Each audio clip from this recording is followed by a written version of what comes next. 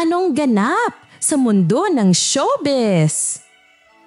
Umani ng samut-saring reaksyon mula sa netizens ang Instagram post ni Sharon Cuneta kung saan nanawagan siya na hayaan munang gampanan ni President Ferdinand Marcos Jr. ang kanyang tungkulin bago ito husgahan.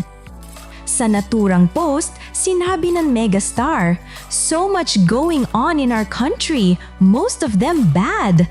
Let the president do his job and complete his work before we allow ourselves to judge him."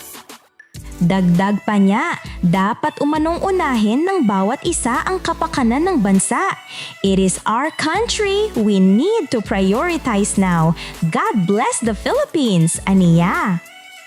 Dahil dito, bumaha ng komento ang kanyang social media mula sa mga sumang-ayon hanggang sa mga mariing kumontra. May ilang netizens ang nagbanggit ng mga isyong politikal at humirit pa tungkol sa nakaraang pahayag ng kanyang anak. Ang iba naman ay naglabas ng matitinding puna at personal na opinyon laban sa aktres at sa kanyang pamilya. Matatandaan na kamakailan lamang ay naging usap-usapan din ang tila pabirong banat ni Sharon kay Pangulong Marcos sa isang event kung saan sinabi niya, "And sir, I have only one vice president there.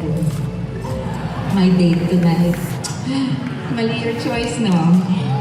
Sorry. Okay, let's move on.